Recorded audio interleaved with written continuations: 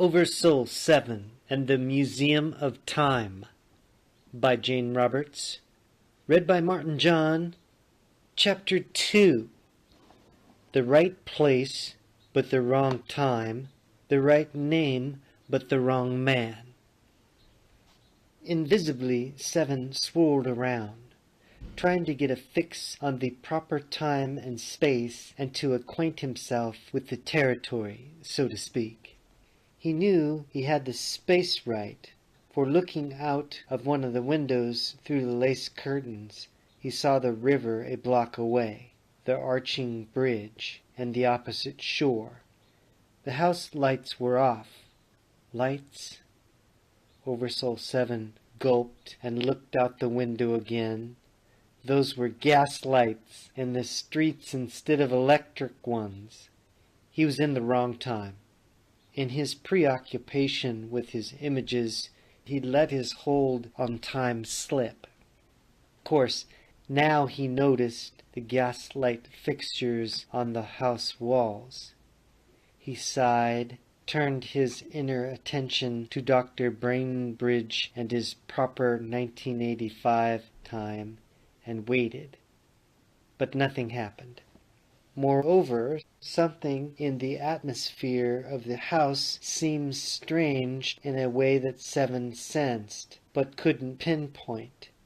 A consciousness was wandering, perhaps slightly off course. He could almost feel a consciousness bumping up against concepts too big for it. OverSoul 7 paused. His job was to get back to the right time, not to go wandering off by himself. But his curiosity was aroused, and his sense of adventure. Staying where he was, he let his mind travel throughout the house. Downstairs was a small dentist's office. To the left, bits of late sunlight glinted on the instruments. A smell of cloves and camphor and chloroform. A waiting room was at the front of the house, with 2 workshops and a kitchen of sorts to the rear. 3 bedrooms, a parlor, and kitchen took up the floor Seven was on. He was becoming impatient until his mind suddenly caught a commotion on the floor above. He rushed upstairs. There, in an attic room, on a cot, lay a man of about 30. His consciousness was wandering berserk all over the place. OverSoul 7 saw the man's dream body, which had no stability at all, but was changing images constantly even while the man was hallucinating other images, so that the room seemed full of dragons and demons, with the poor fool, Seven thought, caught in one battle after another. A demon with a wolf's jaws rose threateningly in front of the man's dream body. The man yelled out, started trembling, and closed his dream eyes in terror, just as OverSoul 7 turned into the image of an old wise man, told the demon to disappear, and led the frightened dreamer back toward the cot.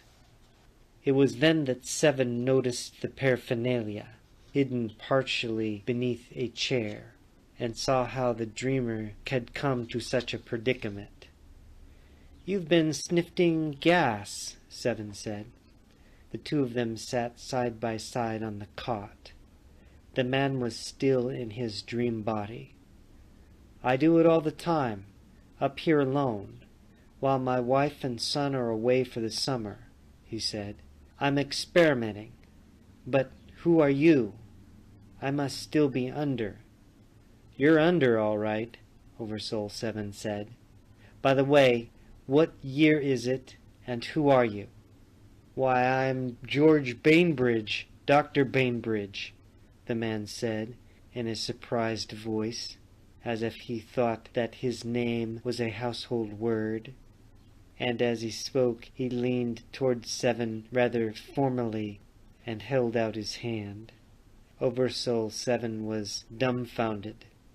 Dr. George Bainbridge? You sure? Well, my good man, I certainly hope I know my name, Dr. Bainbridge said. And who, pray tell, are you? I'm not exactly sure what's happening, but this is by far the most delightful encounter that I've had under these circumstances. What year did you say it was? Seven asked. He was almost afraid to hear the answer. It's May 21, 1890, George said. You mean you don't know that either? His voice grew excited, and looking at him, Oversoul 7 got his first real look at George Bainbridge the First. He had sandy hair, frazzled right now, a sandy beard, and light blue eyes that were shaped like the electric Christmas tree lights that he, George, would probably never live to see. And he had 2 dimples on his left cheek. As George's eyes lit up with excitement and expectancy, Oversoul 7 immediately knew George for what he was, a dreamer, an idealist, forever caught between dreaming and acting. Oversoul 7 just groaned. You're the wrong George Bainbridge. I'm in the wrong time period. But if my calculations are right, you're far too old to be George's father. It must be your grandson I want. The gas hadn't begun to wear off yet. George Bainbridge now thought the entire affair was magnificent. Well, while you're here, let's talk, he said agreeably. I keep a journal of my gaseous activities, as I call them, and what entry this will make. He rubbed his chin, reached for a pipe, and prepared to settle himself for a long chat. Without thinking about it, 7 hallucinated a pipe for George, who didn't realize that he was still in his dream body. Then 7 said moodily, I've got to think my way out of this because your grandson, he must be your grandson, needs me, and I don't even know what trouble he's in. Said George dreamily. Said 7 a bit loudly. A lot of help you are, sniffing gas and hallucinating demons and God knows what. I heard William James talk about nitrous oxide and determined to try it myself, Bainbridge said huffily. I consider my activities as explorations, pure and simple, into the nature of truth. That sounds pretty pompous to me, Oversoul 7 said. He didn't mean to be unkind, but he was worried about returning to the proper time period, and at the same time he was growing more and more aware of his surroundings and the 19th century summer twilight. Indeed, the scents rushing through the open window grew clearer and more tantalizing. He wiggled his nose and breathed deeply. Those are lilacs you smell, George Bainbridge said. They're planted on one side of the drive. French lilacs and white ones. You can still smell the apple blossoms, too. They're planted by the barn. And suddenly Oversoul 7 was so enchanted by the odors and by the late sunlight on the white lace curtains and by the sky showing beyond that he just stared at George in amazement. In the midst of this beauty, this sensual bath of light and sense, why would you bother looking for other realities?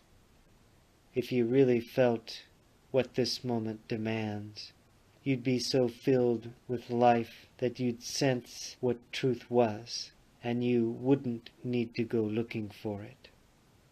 That was a beautiful sermon, George murmured drowsily. Just before he closed his dream eyes, he muttered, Grandson? I don't have a grandson. His dream body fell back into his physical one, and George Bainbridge was finished with everything but sleep. Seven sighed.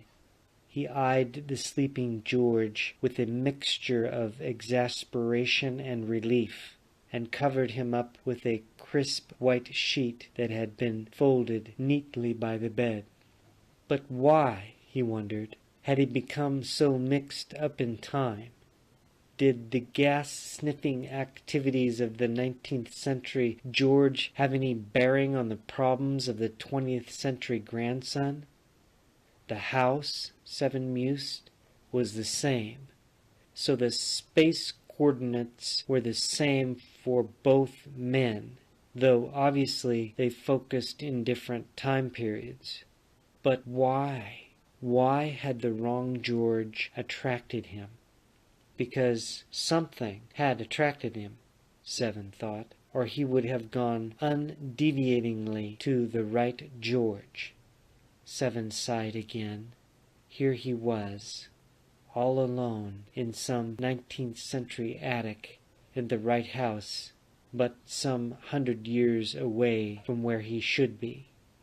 Worse, usually such errors were somehow self-corrected, or else Cyprus bailed him out. But this time the environment was remaining stubbornly stable. He couldn't seem to move 1 minute ahead in time, much less 100 years. Or 85. What was the difference? Seven stared dejectedly at the floor where Dr. Bainbridge's paraphernalia still lay. He had to get back to the 20th century, where he would form a body and live in it for a while. A short while, he hoped. In the meantime, he noticed that the sky was beginning to darken. He looked out the back window of the attic, down through the twilight mist at the wooden barn, smartly painted a dark red. A horse neighed from the inside, and then he heard a very clear, distinct clip-de-clop sound, leaned out, and saw an iceman in his horse and wagon. The man wore a green cap with white stripes on it, and a bright green jacket. He stopped the wagon, went around back, picked out a big block of ice, and sprinted to the back porch just beneath the window buttress where Seven couldn't see him. He reappeared and leapt back into the wagon. Seven smelled warm manure mixed with the smell of the lilacs, and in the next moment the mist lifted so that the purple flowers stood out all dewy by the driveway below. A delightful scene, Seven thought, and he liked the gas-sniffing George Bainbridge a lot better at first sight than he did the 20th century version who chased the pigeons. And as if he'd called them, a flock of pigeons came swooping down from the backside of the barn to the buttress beneath the window, and began cooing. From the cot inside the room, George Bainbridge muttered, "Goddamn pigeons," and Seven, despite himself, began to laugh. Then he sobered. He had to get back somewhere close to twilight, 1985, and quickly. End chapter 2. Peace, light, and love. Aloha.